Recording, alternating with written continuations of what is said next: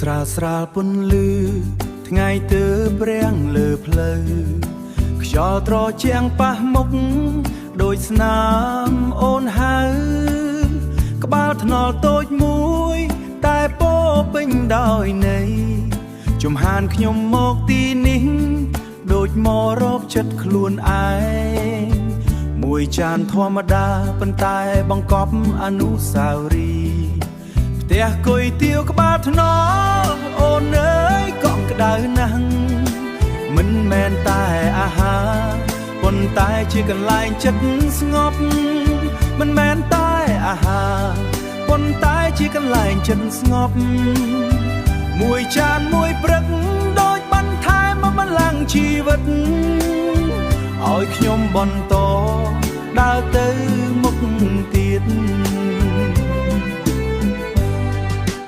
តូតូចតូចចាស់ចាស់តែមានរឿងរ៉ាវច្រើនសំណើចមនុស្សជុំគ្នា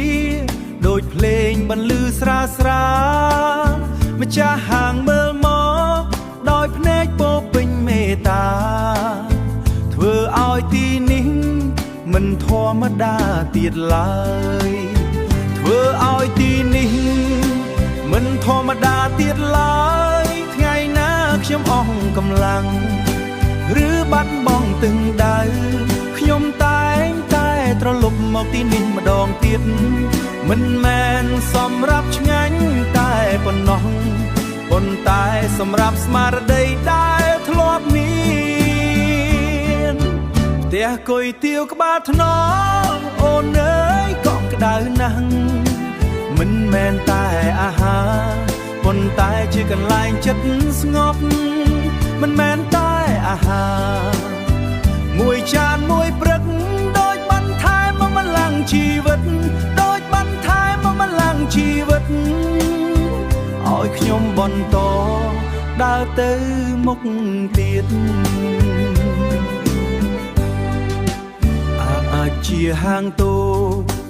តែមិនតូចក្នុងចិត្តអនុស្សាវរីយ៍ជាច្រើននៅទីនេះមិនរលាយផ្ទះគុយទាវក្បាលថ្នល់បេះដូងខ្ញុំជានិច្ច